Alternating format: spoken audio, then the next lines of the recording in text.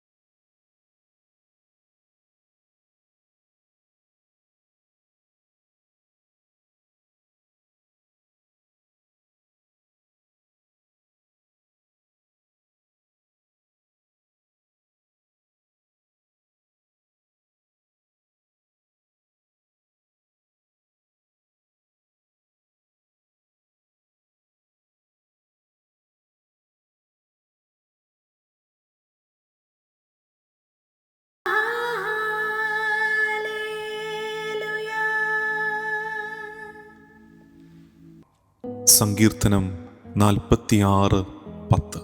Psalm 46 verse 10. ശാന്തമാകുക, ഞാൻ ദൈവമാണെന്ന് അറിയുക.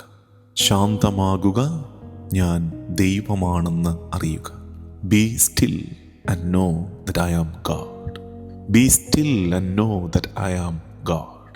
ഒരുപാട് വ്യഗ്രതകളുടെ ആവലാതികളുടെ നടുവിൽ കർത്താവ് നമ്മളെ ശാന്തതയിലേക്ക് ക്ഷണിക്കുകയാണ്. പരിശുദ്ധനായവൻ്റെ സന്നിധിയിലിരിക്കാൻ കർത്താവ് നമ്മെ ഈ പ്രഭാതത്തിൽ ക്ഷണിക്കുന്നു.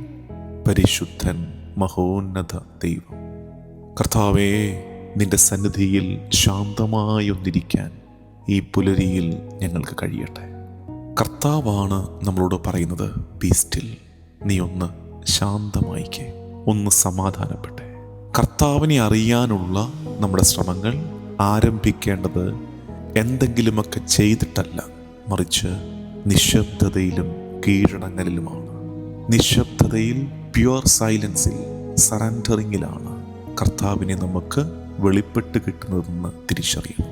ഈ നോമ്പ് കാലം നമ്മെ ക്ഷണിക്കുകയാണ് ഒന്ന് വേഗത കുറയ്ക്കാൻ.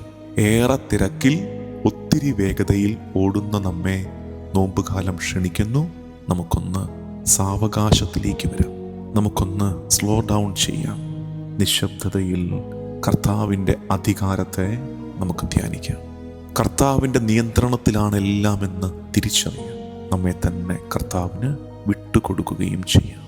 സെയിൻറ്റ് ജോൺ ഓഫ് ദ ക്രോസിൻ്റെ ഒരു വാക്യമുണ്ട്, silence is God's first language. Silence is God's first language. കർത്താവ് സംസാരിക്കുന്ന ആദ്യത്തെ ഭാഷ നിശബ്ദതയാണ്. നിശബ്ദതയിൽ അല്പനേരം ഇരിക്കാൻ കഴിയാത്ത ഒരാൾക്ക് നഷ്ടപ്പെടുന്നത് കർത്താവിൻ്റെ സ്വരമാണെന്ന് തിരിച്ചറിയാം. ഏറെ വ്യഗ്രചിത്തരായി, ആകുലരായി, ഉത്കണ്ഠയോടെ ഓടി നടക്കുന്ന നമുക്ക് ഇന്നീ ദിവസത്തെക്കുറിച്ചും ഏറെ കൺസേൺസ് ഉള്ള നമ്മളോട് കർത്താവ് പറയുന്ന ഈ വാക്യം ഹൃദയത്തിൽ ഏറ്റുവാങ്ങാം. ശാന്തമാകുക, ഞാൻ ദൈവമാണെന്ന് അറിയുക. നമുക്ക് പ്രാർത്ഥിക്കാം.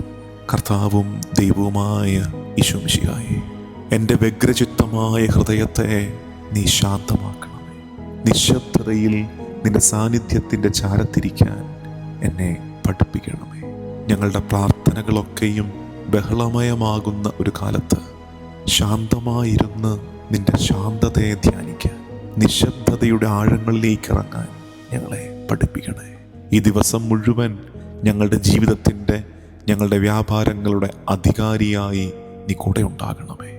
ദിവസത്തെ മുഴുവൻ കർത്താവിന് വിട്ടുകൊടുത്ത് ആശീർവാദം സ്വീകരിക്കാം.